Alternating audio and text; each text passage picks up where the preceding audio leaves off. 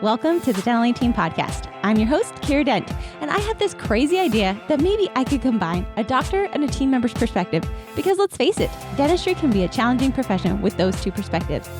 I've been a dental assistant, treatment coordinator, scheduler, biller, office manager, regional manager, practice owner, and I have a team of traveling consultants where we have traveled to over 165 different offices coaching teams. Yep, we don't just understand you, we are you. Our mission is to positively impact the world of dental, and I believe that this podcast is the greatest way I can help elevate teams, grow VIP experiences, reduce stress, and create A-teams. Welcome to the Dental Team Podcast. Hello, Dental Team listeners. This is Kiera, and my heart is just so happy right now. Spiffy Tiffy and I have not podcasted in way too long. Spiffy Tiffy does her own cycle with the consultants, and I do my own cycle with the guests and myself. And finally, I was like, Tiff, it's been too long. So Spiffy Tiffy, welcome back to the podcast with me. How are you? Thank you. I'm so good. And we haven't done a video cast. I don't even know what you call this. I don't know. My friend always says, I watched a podcast today. I'm like, that doesn't even make sense. But we haven't done this together yet. And that's exciting for me. I actually get to see your face while we talk. I feel the same because Tiff and I have podcasted since day one together. And, but it's been over the phone. It's been driving. There's one day, Tiff, I think our first podcast we ever did together. I don't know if you remember it. We were driving down from doing about 100 videos. So if you guys are part of the Dental A-Team video, series, if you don't know what I'm talking about, you should definitely email in hello@thedentalateam.com because we make your life really easy. But Tiff and I had recorded about 100 videos. And we were driving and I'm like, Tiff, no big deal that you've just output for 100 videos today, but let's do a podcast. And so I handed the mic. I just remember being like, okay, Tiffany. And then she's driving and then back to me. Through the mountains, by the way, driving through the mountains. Tiff is an excellent driver. If you ever need a getaway driver, it's certainly Tiffany. I will choose you all day, every day. So on that though, Tiff, it's been so long. I thought there would actually be a really fun podcast for us to go into because I wrote this topic several months ago, waiting for you and me to podcast together. And now here we are. And I just think it's very fitting, especially in the time of world we're in today. Yeah. And you do it incredibly well. You're my go-to person for it. But I think it's how do we keep a grateful mindset in the midst of when our practices aren't doing as well, or when our teams aren't doing as well, or when life's just not shaking out the way you want it to go. And so this is going to be a softer skill. Tiff and I have a few others today of tactical, but I feel like soft skills lead to tactical. It's 80% the soft skills, 20% the actual skill. And so Tiff, with that, you've had a life, to say the least. I have. I'm not going to share your story. That's yours to share. But what tips do you have? I want to just kind of dive into gratitude, the relevance it plays, how to have that mindset constantly, because no matter what happens to you, I feel like I've maybe seen you 3 times in the 6 years I've known you not be grateful about something and throw a 5-minute temper tantrum and then you're off. Yes. So talk to me. Anything you want to go. It's a riff today of how to keep that grateful mindset. Yeah, I feel like we do best that way, rifting off of each other and just filling the space with our energy. And I think I appreciate it. Number one, I appreciate that because I think we oftentimes don't recognize those things in ourselves, right? So for me, sometimes I'm yesterday I was having a day and I was just bawling to you yesterday morning. And those are the days where I'm I don't feel like I'm grateful or I don't feel like I'm doing good enough. So it's always really awesome to be appreciated and valued and seen by other people. So thank you for that. And I think to all of those listeners, remember that with people in your lives, whether it's a friend, a family member, a team member, what have you, we're always attuned for looking for what's wrong in life, and especially our career path. We're consultants. I literally come into your office and find what's wrong. Do you ever feel like we become that way? I'm always, Jason's why are you always picking out what's wrong? I'm Jay, do you not know what I do for a living? My job is to find your problems and fix them. Exactly. Or I'll go into I don't know, a hotel or a restaurant or the hostess. Brody, my son Brody has been on me lately because I have been on this hostess kick of it's really not that hard and you're just making this so difficult.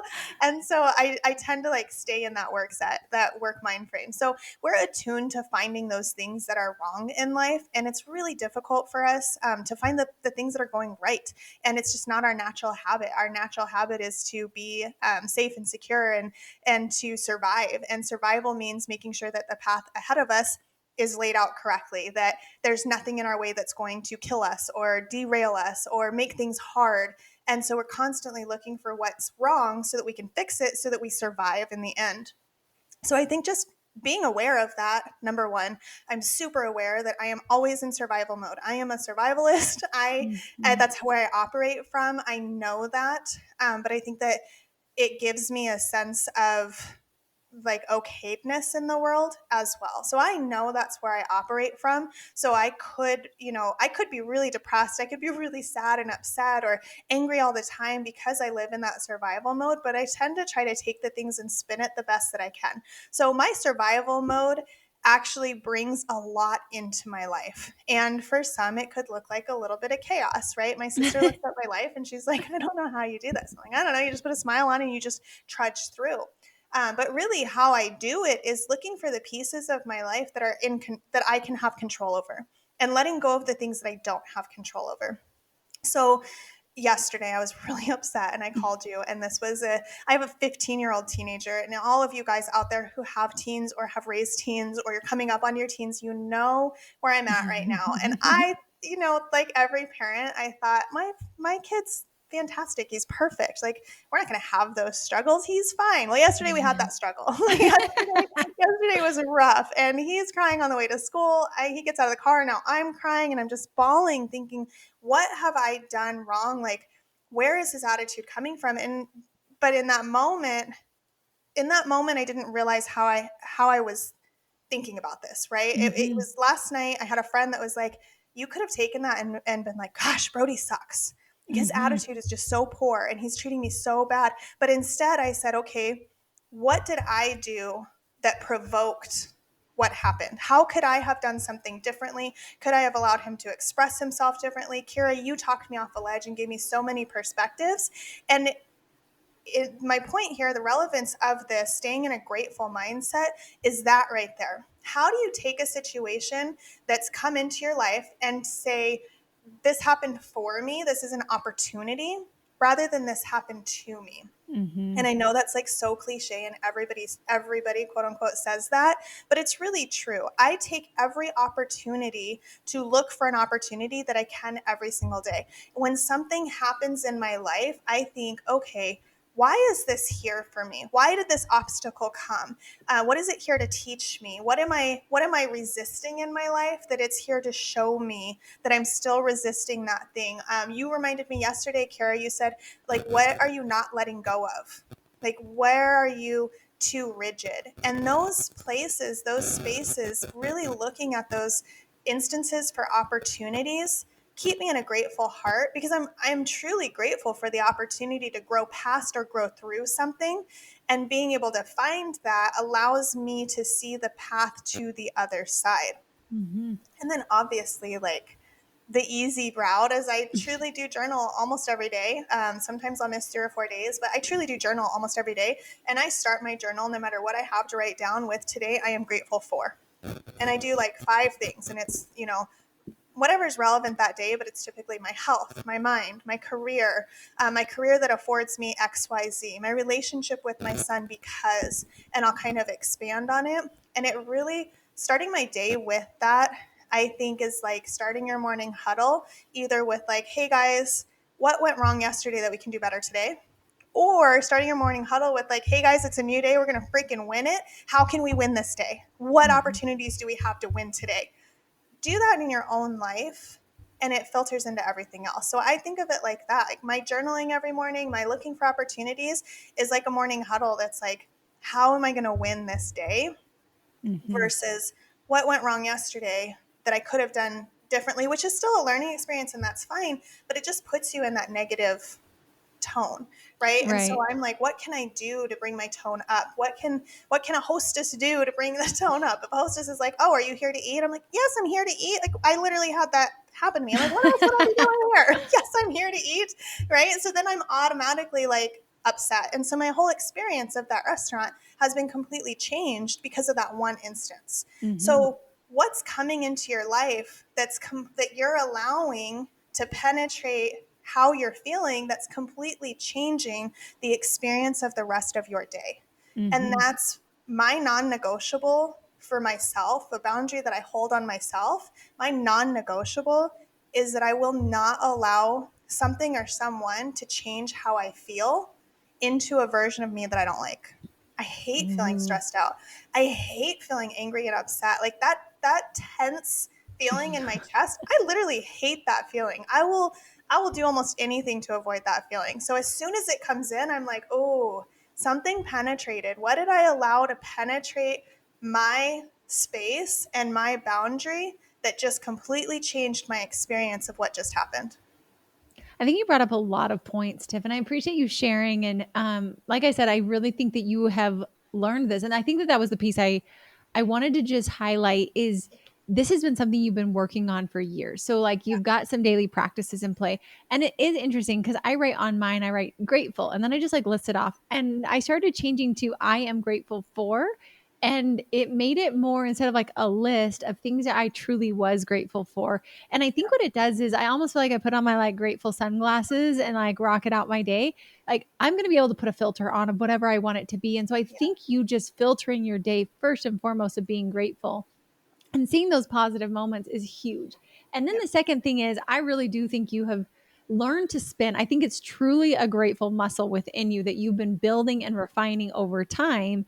Of instead of saying, like, oh my gosh, my team's terrible, it's like, all right, what are we learning from this? And what do I need to learn from this? And what caused this to happen versus my team's junk? Like, I think about, let's apply this to dentists. How often do your teams do things that you don't want them to do? Or office managers, how often do they do this? And do you put the blame there, or are you looking like Tiff just did of like, oh, he's just a teenager, oh, they're just dental assistants, oh, it's just a hygienist dental assistant drama? Or like, what is there to learn here? Teaching your team to look for that, because it really does change. It is a more empowering instead of a victim mentality. And I'm a huge believer of, let us give you guys an opportunity to where you are in the driver's seat instead of letting your team be in the driver's seat. For sure. Um, this is going to sound so bad, Tiff. We might have to cut this out. But I'm going to say it because I had a friend, Pierce. Some of you may have heard him on the podcast. Pierce is absolutely brilliant. Pierce is very cutthroat entrepreneur. Like, if you listen to him, you see why that man is a bajillionaire, and you see why Kiera is like an artist over here. Like, Tiff, like, we can't lose team members. Yeah. Like, I just love Yeah. them. But Pierce told me one day, he said, Kiera, don't let the prisoners run the prison. And it's cutthroat. And it kind of makes me feel yucky saying it on the podcast. But the point of all of that was like, I don't ever think our team are prisoners and that we're running a prison.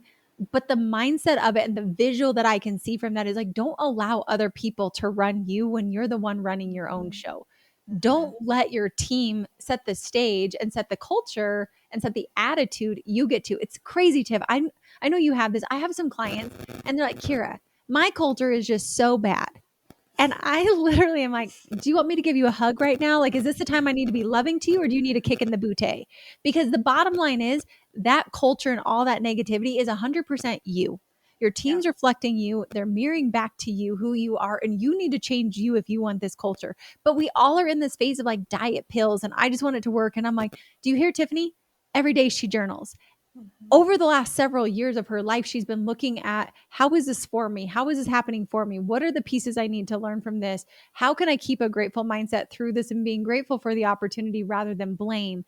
And so I Yeah. just feel like there's a lot of ownership in there as well, Tiff. And I don't know if you've got For any sure. other thoughts around that, but I just feel like it's like, don't allow your team to dictate. And if you're saying that, that's on you because you're making an excuse for what's really going on. And second, there are ways for you to put those gratitude sunglasses on. Like, I almost want to make those like, hey, Shelby, can you make these for us? Like, put those on as like a true visual for your team of, we're going to look at this from a grateful perspective.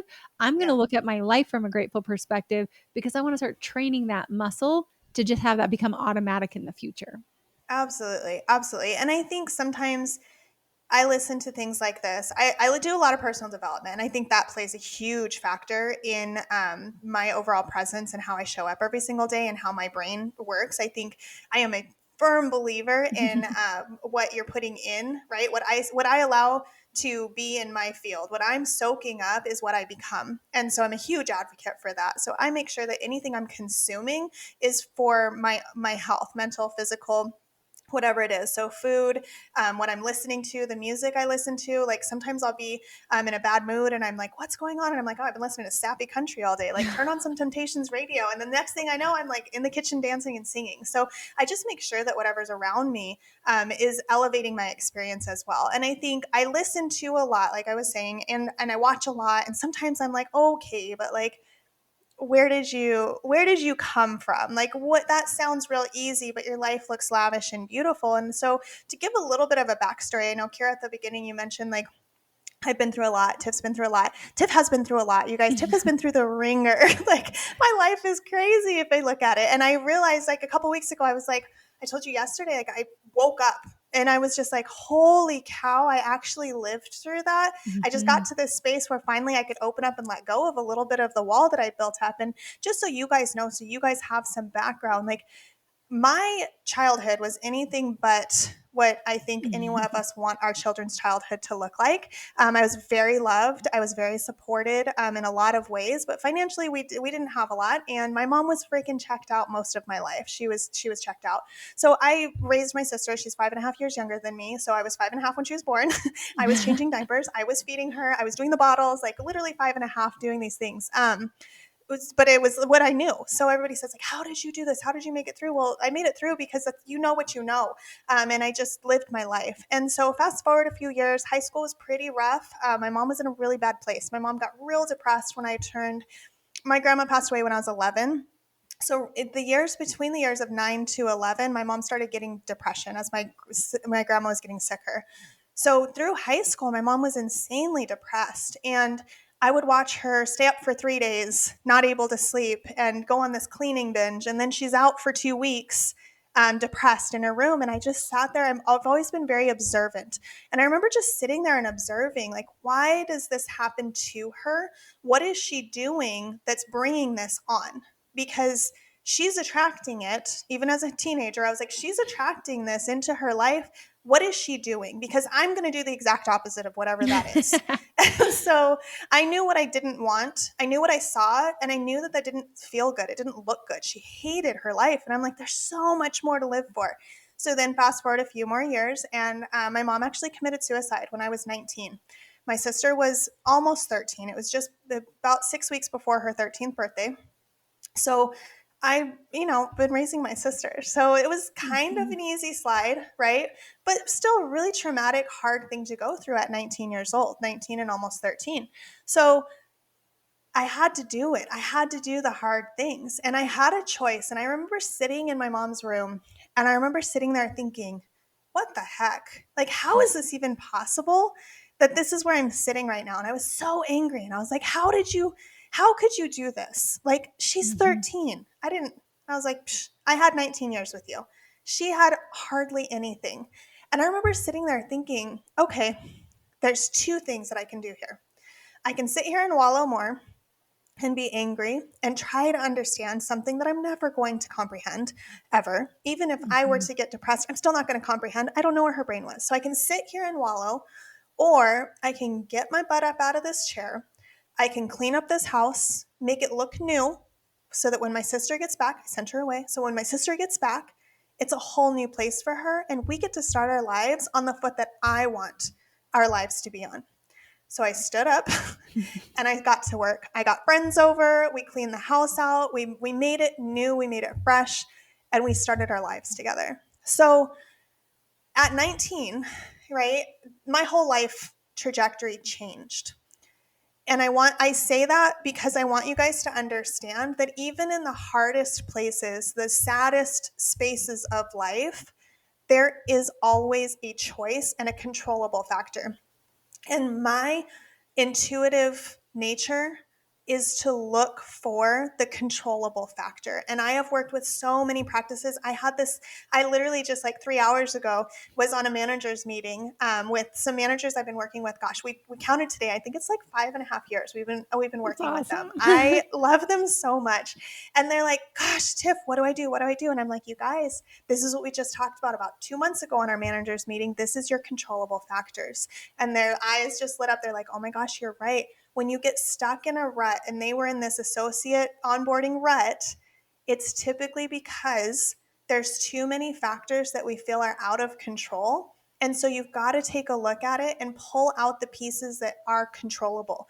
So I've got another doctor that I talked to just thereafter that's like, I had a manager quit. I'm like, okay, cool. Well, then she wasn't for you. Somebody else will be. What are the controllable factors? You are typically the most controllable factor in any given situation. If you can figure out how you want to show up, if you can figure out what you want the end result to be, now you can guide yourself to get there. You cannot control the people around you. You can only control yourself. So what part can you pick out to control? Find that, even if it's a small, it could just be, I'm going to get out of bed today. Mm-hmm. You controlled that. You got out of bed. No one forced you to do it. You did it yourself, and you're telling yourself that you are worth it. That's how I know there was a lot in there. There's a lot to unpack, guys, and I gave you like a quick rundown of a crazy life, but that's how I do it. I literally every single day look for those controllable factors, and I train my doctors to do the same. My team members, my office managers, I train you guys all to do the same. I work with practices constantly on this exact thing because I truly don't believe that you can have culture if you don't know who you are. You don't know what makes you or valuable, or what makes the culture of your life. Like, what's the culture of your home and your life? How are you showing up? Because that's what you're bringing to the office too. And if at home you're like looking for the negative, you're harping on your spouse, your kids are angry with you, and you're unhappy at home, how are you supposed to have a really cool culture and a vibe that attracts amazing people at your practice? Tiff, that was so touching, and I appreciate you sharing. I don't think we've ever shared live your personal life. And I just always look at you with awe, and just that's why I wanted you to share, because I listen to your life and I just think like, gosh, like that's why I wanted Tiff to share this, because I know her life and I know her past. And I think that that's where I'm like, this is a girl who could show up every day with a grateful filter, with that, like controlling the controllables. And I think it's just something where I feel like Tiff just gave you all a good like kick in the bootay of like, get up and start controlling your controllables. If your marriage isn't where you want it to be, fix that. If your body and your health and your weight is not where you want it to be, fix that. If your practice is not where you want it to be, fix that. If your overhead and profitability is not where you want it to be, fix that. That's you. And if you don't know how to do it, hire a coach. Like, there's so many resources out there that you really have no excuse. And when I hear a girl whose mom committed suicide, which wasn't her fault, which she has nothing to do with, realize in that moment, I can either sit here and complain and blame, or I can take ownership and fix what I can fix. I can't change it. I can't fix it. I can't change the fact that my mom just left. But what I can fix is this right here, right now, and how I show up. And so that was really, I just felt like I had no clue where Tiff would take this. I just know, as someone that I've watched for years show up constantly in a positive state, but that took training, that took decision, that took decisiveness, and that took ownership. And so for all of you, whatever your crux is, maybe it is that you're totally grateful, but you've got this junk culture, and it's because you're allowing that, and you're on the outside happy, but on the inside, you're truly miserable. That's truly coming through. And so it's like, work through that, figure it out. I love what we do in coaching, because like Tiff said, we teach mindset and personal life, and we teach tacticals of how to do it. And at the end of the day, a lot of times we don't know how to do this. I have a coach, Tiff has a coach. We have coaches that help us with this mindset and with growing that mindset, because like we said at the very beginning, mindset's 80% of this, 20% is a tactical skill. And so, Tiff, I just appreciate you in my life and for what you bring to the podcast. Of, I feel like if Tiff can do it, and I see Tiffany do this, but it's not like she's doing it out of guilt or begrudging or anything. It's truly genuine She makes a choice of this is the life I want to live. And she recognizes she could have a different life, but that's not life she wants. And she's not willing to, I feel like it's like her must is my life is going to be amazing no matter what comes through. And so that's the filter. No matter what comes through, I'm choosing to have an incredible life. Life is happening for me and not to me. And that's the filter you have, which I think is a beautiful example to team members, to doctors, to spouses, whomever is listening today, whomever saw this, that truly you have the choice and you need to get up, you need to show up, and you need to fix the problems, because the second you take ownership for it is a second, just like you realistically, and now this is metaphorically, have a brand new life that's the way you want it to live. And those things can change in an instant. Your marriage might not get fixed in an instant. Your weight might not change in an instant, but the habits and the person you're becoming can change in an instant on the path to becoming a new person. Totally agree. I totally agree. And I think I appreciate you always seeing me, and I appreciate all of your words, because it does mean a lot to me. And I think as you're speaking, I'm thinking of other pieces to that, like tack on top of that, how you show up as a leader of your practice or as a leader in your family. Like, people are looking at you, your kids are watching you, your spouse is watching you, your team's watching you. You're setting the standard and you're setting the bar for what they can expect and for them to reach. So I know my kid is amazing. You guys, I will rave about him constantly, even when he's being a bratty 15-year-old, because he's just incredible. And his bar is the same. He doesn't let things get to him. He lets things roll off his shoulders. Kids are mean to him at school, and he's like, that was a weird thing for you to say. And then they're like, oh, okay. And they walk away, right? Like, he's like, that was odd.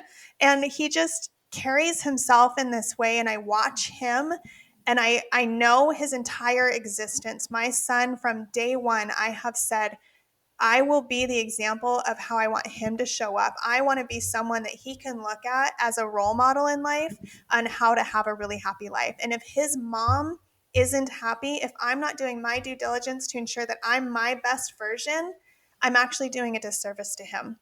So I've also always had a crutch, right? So I've got my sister, and then I've got Brody that I'm showing up for, but I've learned in the middle of all of that to show up for myself. If I'm not showing up for me, it's impossible for me to show up for them. So keep that in mind too. Like, they're watching you. You want to change the culture in your practice, you got to change you. You want the core values to be lived and breathed by your practice, you got to live and breathe them yourself. And I tell my practices that constantly. You can hang them up on the wall. You guys can read them at morning huddle. You can do whatever you want. But if you're not showing up as those true values, they're not going to either. Oh, I love it. So guys, take from it what you will. Is this a matter of I need to have the gratitude filters on? I need to add more gratitude in my life because that's what I want to see. Is it I need to stop the excuses and take ownership for it? Is it that I need to show up for me? Like, I might use crutches like Tiff just said, or I realize that I'm worth it and this is how I want to be. Is it that I need to change the culture of my practice and I'm sick of the excuses and blaming, and I'm finally going to take ownership and realize, where am I not showing up for it? Whatever today resonated with you, do it.